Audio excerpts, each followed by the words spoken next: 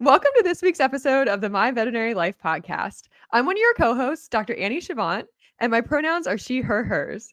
And I'm joined by our other co-host, Dr. Marcy Kirk. Hi, everyone. My pronouns are also she, her, hers.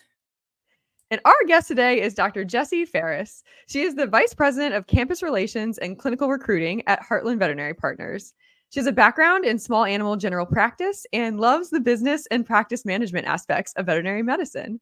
We can't wait to share the many facets of her story with you. But before we welcome her in, we want to quickly remind everyone that this episode is brought to you with the support from our educational partner, IDEXX, whose diagnostic and software solutions create clarity in the complex, constantly evolving world of veterinary medicine. And you can learn more at IDEXX.com. And with that, welcome to the show, Dr. Farris. Thanks, Annie. Happy to be here. Awesome. We are so excited to have you. And I can't wait to dig into all of the different things that we want to talk about today, and especially our shared love of business. But before we can get there, I would like to start at the very beginning and learn about how you first became interested in veterinary medicine. For sure. As many of us do, we, were children and said we want to be a veterinarian, and then that was it. So I did have a time when I was a kid thinking about vet med, and then I explored some other things. In high school, I was in this marine biology kick, right? Because if you don't want to be a vet, you probably wanted to be a ballerina or a marine biologist, as we all did in the 90s. But, I did this marine biology summer camp, and I really liked it. But then I was like, I don't know if this is the career for me. And during that time, I found out that I really loved sharks. And so I was like, ooh, I want to be a shark veterinarian. So that was what got me into that. So then I come home and I told my parents, I want to be a shark vet. And they were like, that sounds great. Maybe we start with cats and dogs. And so then I shadowed a veterinarian in high school. And, once you start shadowing, you just never stop. So then through high school, that got me interested. Had always been a science person. So it just kind of made sense from there. So I never went full aquatics. I pivoted and stayed in the small animal GP realm. But it was kind of, I thought I was gonna be a vet and then kind of stepped away for a little bit, did my own, always was in the science realm. Started with, wanted to be a shark vet and then landed in small animal GP. So, and, I still ended up somewhere I didn't think I would be, as many of us do. That's amazing. Is Shark Week, follow-up question, is Shark Week a special occasion in your household now? Occasionally. It depends on the year when I'm feeling the vibe, feeling a little sharky. My follow-up Shark Tank all the time. All the Shark Tanks all the time. I was gonna say, I feel like you still kind of deal with like little land sharks sometimes when you're in GP. So I think you get the best of both worlds there. For Minus sure. for me, the motion sickness. Definitely. Amazing. So you realize the dream of veterinarian, you kind of focus in on small animal instead of I think, are they elasmobranchs? I don't pull that. That's a random. Somebody fact check me on that out there. They're cartilaginous skeleton. Mm-hmm. Okay. The skates and rays. Mm-hmm. We'll add an update or correction in the show notes. Yep. Anyway, I would also love to hear about your experience in vet school. So after you kind of committed there, but we like to have some fun on the podcast every once in a while. So with a little twist. So Dr. Farris, if your vet school experience were a song title or lyric, what would that be? Yeah, so I think the best song, thinking about my time in vet school, how it shaped my career now, would be for our musical people, Wait For It from Hamilton. Because anyone who has been in veterinary medicine, we are gluttons for delayed gratification. We go to college, and then while all of our friends are out making money and getting married and traveling everywhere, we sign up for another 4 years of like the most intense academic situation ever. Those that do internships and specialties sign up for another 4, 5, 6, 7 years. And so, it's a bunch of brilliant people who have, multi-year time going through hard stuff for hopefully living their dream on the end. So I'm a firm believer in Wait For It from Hamilton. I am now running through the Hamilton playlist and I'm like, you know what? Almost every song could be applied to. Mm-hmm. Yeah, the battleground ones, the longing, distance relationships, conflict, stress. All right. Yeah. I love that. And that's such a great question, Annie. And I really appreciate that. Now that the songs are stuck in my head, which they already were. We've set up a new tradition in our house that we're going to watch Hamilton every 4th of July now that we can. So they were already in my head a little bit. Okay. So we've already established not a shark vet. So what did life look like after graduation, after you waited for it and you've now graduated? What did life look like beyond? Sure. So I went straight into a 3 doctor small animal GP practice. I live in St. Louis. It's kind of on like a suburb of St. Louis out there. So went straight into small animal GP. It was funny even coming out of school. So I was very involved with the VBMA as a student. And so VBMA gave me a taste of the broader veterinary profession. And so I knew I was always going to do something a little different in vet med. Had no idea what that was, what it looked like, which company it would be for. And so all my mentors were like, that's great, but you need to go put some scrubs on and practice. And I was like, no, like I want to do all these other things. They're like, that's great. And you need to put some scrubs on and go into veterinary practice. So I found a great practice that was, AHA accredited, did a lot of dentistry. I love dentistry. It was privately owned at the time. And so getting that exposure of like, what does private practice ownership look like?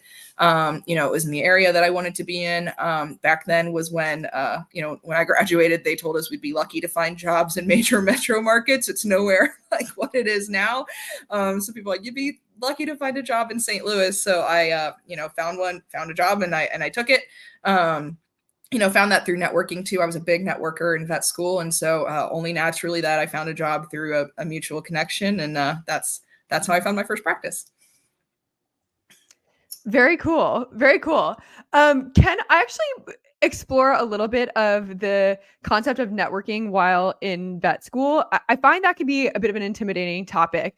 Like, what did that mean? What did you do to be a big networker? Yeah, this is a topic I do at a lot of veterinary schools because I think the time I spent networking as a student, I can say it shaped my career now. It was the most valuable use of time that I did during my time in vet school. And I think actually we're on our decade of friendship now from us meeting at a conference as students. So, it's crazy how small of a world it is. Really what it looks like to network successfully as a veterinary student is putting yourself out there. And there can be lots of things. There can be, just a lecture that comes to your school about some topic that you think is kind of interesting. That could be going to some picnic where you meet faculty and interns and residents at your own vet school that you may not be on clinics with later, but do you want to be an ophthalmologist? Go get to know the ophthalmology residents because they're literally living the life that you want to be. So go get, ask them for wisdom and advice.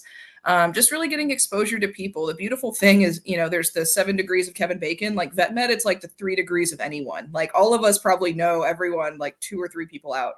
I look at joining Heartland, and I know we'll get into this a little later, but the people that convinced me to come join Heartland were people I met as a 2nd and 3rd year in vet school, right? When I started vet school, this company didn't exist. And in between when I started school and then was looking for my next chapter, Heartland came to be, and people that I happened to cross paths with as a student, were key cornerstones of how I got to where I am now. And so, I think there's a lot of vets who want to do those career pivots later, right? Maybe into shark medicine, out of shark medicine. But, if you don't know any aquatic vets, that may be hard to do, right? So if there's places you want to go, you never know where your network will go. You never know where your classmates, your friends, your mentors, your mentees will end up. And so just a little bit of intentional effort to put yourself out there. I'm a diehard introvert. Nobody believes me when I say it.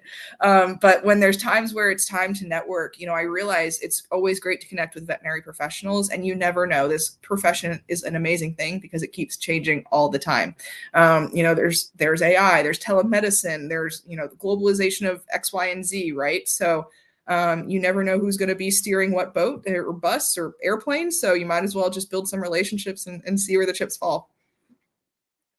I really appreciate how you sort of put that out there too. And it was a great question, Annie, because it is, whenever you put the label of networking on there, I do think it is a little intimidating. I mean, I think about walking into so my partner, when I was in vet school, he's in finance and was part of Rotary. And we were the youngest people at these events by 20 years. And I did find that a little intimidating to walk into that room and try to start a conversation. But when you're in veterinary medicine, you at least have one common ground right there. And so it's a lot easier of a springboard, I think. And that's why when I'm at dinner parties and things, I have no hesitation in telling people I'm a veterinarian, because I feel like the conversations just come to me then. And I know people have different ideas on that, but I think it is so approachable. This profession is small. And again, we have this common ground. And I learn all kinds of things from our colleagues, and I love those conversations. Disappointingly, most recently, I learned that capybaras are not what the internet has led me to believe, not the nicest animals in the world always. And I was like, this is disappointing, but I'm so glad I have colleagues to steer me in the right direction, so I didn't end up with a capybara farm down the line. I mean, it would look adorable regardless, Right. even if they're little jerks, it would still look amazing. It was just disappointing. I mean, at least with sharks, I feel like you know what you're getting, Right. but the capybaras, their social media team really hit it out of the park. But I joking aside, it is great to have the network to really like learn things and to share and to grow, because you never know. I mean, if you had told, I know you had a vision for where your career was going to go. This is not where I thought my career would go, and I love it. And so you just never know what the next step is going to be. And I do feel a little bad, since Annie is our resident MBA, asking this, but I am just curious, was that always the plan? Was getting an MBA always the plan, or what led to that decision as you were kind of exploring your career options? Yeah, it was like some days the plan, some days it wasn't. So I came up to my first full year in clinical practice, and at the 1 year mark, you're like, am I staying here? Am I leaving? What am I doing? And vets, like, we think about our life in years, right? And like chapter stages. And I was like, I don't think clinical practice is the long-term place for me. And when I think about and I was reflecting on what did I enjoy most in vet school, right? Because the whole point of vet school is to get you ready for clinical practice, generally speaking. Whether that's large animal, small animal, mixed animal, the idea is that you leave and wear scrubs and do the vet thing. And I looked back on my time in vet school, and I really loved my time working with the Veterinary Business Management Association, both as a student and on the national board, and thinking of, the collaboration, the making an impact beyond myself, beyond my school, like really making an impact on the profession and empowering my peers to be successful. And whatever that looked like for them, whether same as me, different than me, really just supporting, veterinary professionals finding what they want to be in this industry. And I had no idea what the heck that looked like in terms of a career path. And so I was reflecting, and St. Louis University just rolled out a 1 year full-time MBA program. And I was like, you know what?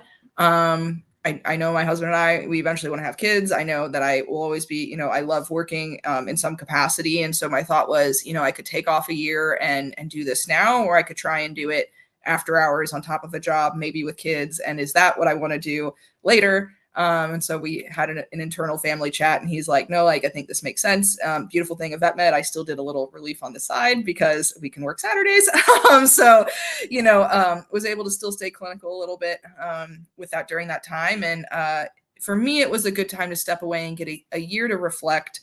It was also a bit out of my element because vet school, you're in a pressure cooker with people who are in the exact same stage of life as you, generally speaking. And then in business school, everyone's like, I'm sorry, you're a veterinarian. What are you doing here? I did have two MDs in my cohort as well. So we kind of were the little doctor cohort. But it was really interesting to be completely outside of vet med because I'd been so entrenched in it for 4 to 5, 6 years. So then to pivot into a new space. And so I really think that year was key for me to reflect on what I wanted out of my career.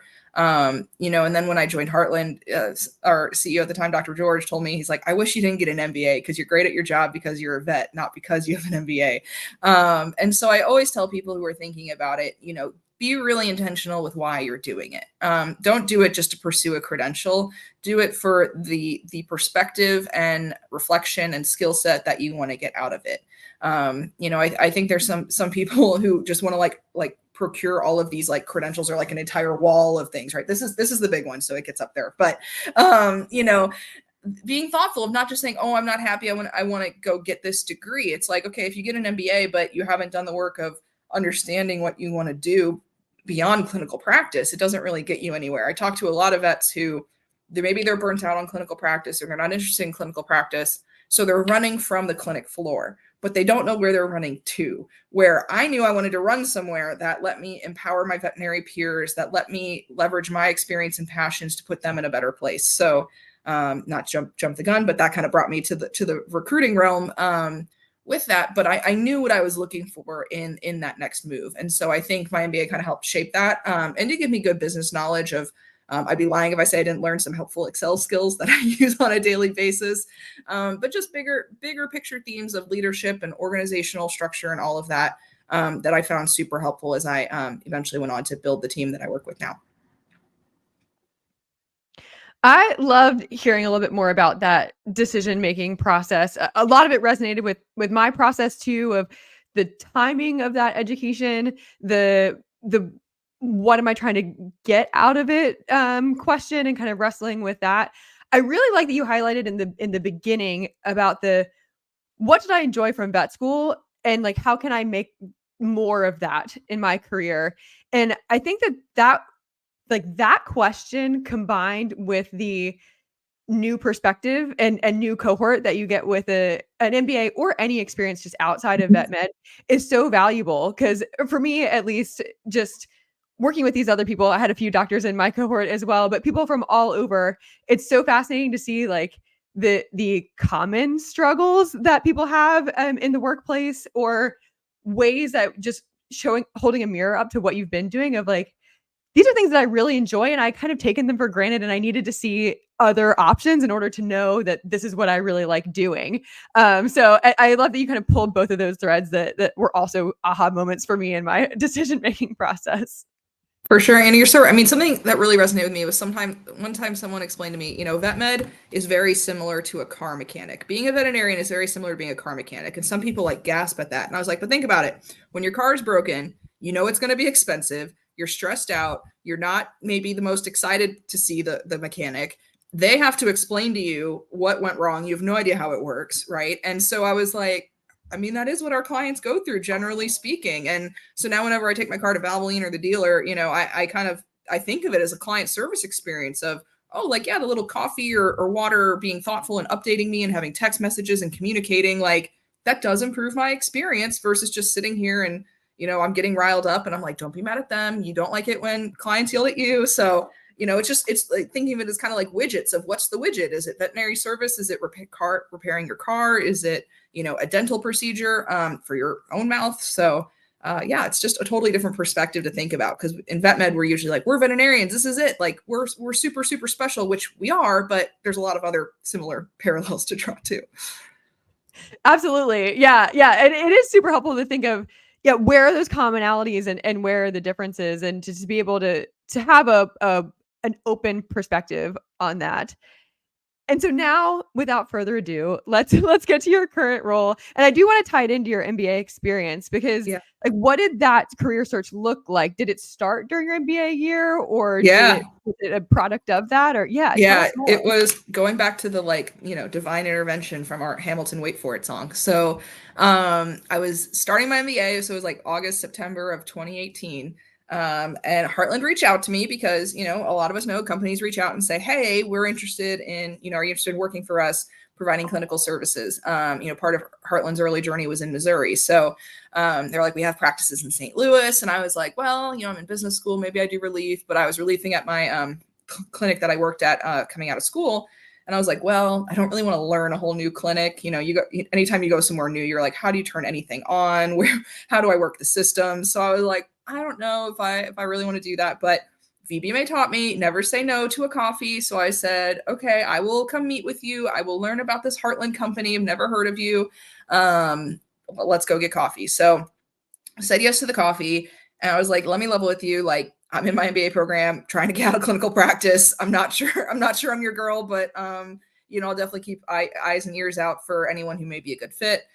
She's like, well, if you don't mind me asking, what do you like to do, or what are you looking to do? And I'm like, yeah, I don't really know that either. That's why I'm in this program to reflect. But I was like, I know I want to work with veterinary students. I know I want to work with early career veterinary professionals. I know I want to empower my peers to find their happy place in vet med. And she's like, that's great. I don't know what that looks like for you, but good luck. I said, thank you. And we went on our merry way. So I, went back into class. I actually worked a little bit with a digital marketing agency doing some like those campaigns that like target certain audiences. So I know all the tips and tricks behind that on how they find us and target to us. But AVMA ads, I've seen them served up to me on social. So I was like, whatever you guys are doing is working. So I was like, do I maybe pivot out of vet med? Like I was seriously considering, do I pivot out and go into this marketing space and then come back in, 2-3 years later as a weird DVM digital marketing unicorn, which was a little scary, right? To just jump into an industry that I had like a year of experience in. So while I was wrestling with that, Heartland reached out to me again and said, "Hey, Dr. Farris, I know you don't want to be a clinician, but we're growing our recruiting team. We think you'd be a great recruiter." To which I was like, I'm not a recruiter. I was thinking of the job fair people when I was in college of, super cheery, super extroverted, have all the pens and rah, rah, rah. And I'm like, that's not me. But thank you. And they were like, well, let me just send you the job description and you can read it over. And I was like, okay, like, I am in job searching mode, so I'll read it over. And I was reading it over and it was like, go to veterinary schools, go to career fairs, network with peers and see if they'd want to work here. And I was like, to her credit, those were all the things I told her that I wanted to do coming out of this program. And I said, consider me interested. Would love to talk more. And they said, okay, you're going to fly out to Chicago in 3 days, meet with our CEO. To which point I was like, well, this escalated quickly. But then at the time I was like, well, let me pull up who their CEO is. So searched the company and found Dr. George Robinson, who I actually connected with through VB as a student when he was working for a different company. So between then and when I, revisited the Heartland picture, he ended up, being our founder and first CEO of the organization. And so I was like, okay, well, this is kind of like serendipitous of, of all the vets I met as a student, one of them is now leading this company. And so hopefully he remembers me from having a positive interaction from being a vet student. So, went out to Chicago, met with him, told him a little bit about what I was looking for. I always was thinking I was going to be a small animal practice owner, right? Like I thought that was in the cards for me. And so seriously entertaining a job with a corporate practice back in 2018, 2019. That was kind of a, whoa, what's happening here? But fortunately, I had a friend from VBMA from a different school who was working for Heartland at the time. So I called him up and I said, hey, you work for Heartland. Like, am I selling my soul to the corporate devil here? Or what am I doing? He's like, no, like they're good people. They've taken care of me. It's been a great opportunity. I think you would do great here. And I think you'd be super happy here. And I was like, this is high trust I'm putting in you, but okay. And so, took the leap, said yes. And then inevitably I was the recruiter at Heartland. And now I have grown my team over the last, 5 years now, which is wild to think about. But it's really great. A lot of the initial growth we had as a team were from networking connections I made as a student, as an early career veterinarian, other referrals from teammates that we've had in the organization. So, a lot of us believe that what makes our company great is the people that work here. And when, you build it with people that you've known for years in the industry, it's a pretty good gig. I mean, you just lit up when you were talking about it, which is just so exciting. And the thing that struck me is, you put out there what you wanted, right? And at the time they didn't have anything, and it makes me wonder, ooh, did you give them all those ideas? And then they, and then when they reached out again and were like, you even thought, you had the thought to yourself, I'm not a recruiter. And I just want to remind people that often, and I do think this is true of veterinary medicine, but maybe I'm just speaking for myself, but if we don't check all the boxes, or if the title isn't exactly what we thought we were looking for, we just shut down and we said, nope, that's not it. But you took the time, you read about it, and you're like, well, those are the things I was interested in. Then you did some research on the people you'd be meeting and people that would work there. And now look, I mean, like, if you just shut it down, who knows what would have happened? I mean, you're so happy. I feel like it would have come back around because it was meant to be. But you don't always know that. So I just want to encourage people too to take those opportunities, say yes to the coffee, read the job description, and still go for, if it speaks to you, still go for it, even if you don't check every box or aren't quite sure that's what you were looking for. It's always worth exploring more. So that just really struck me as part of the conversation as you were speaking.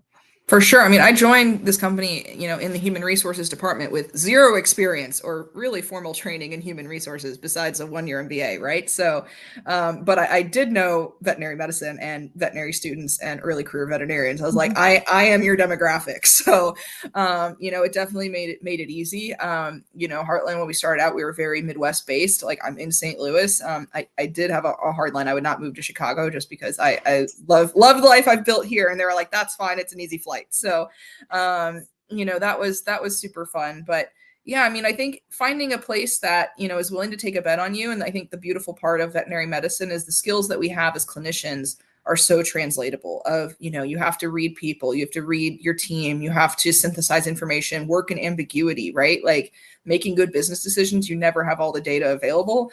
Working in vet med, you never have all the data available. So leveraging those experiences and just applying them in a different way, I think is huge. And just always having a growth mindset, I think is a must have in this profession, no matter which path you walk down.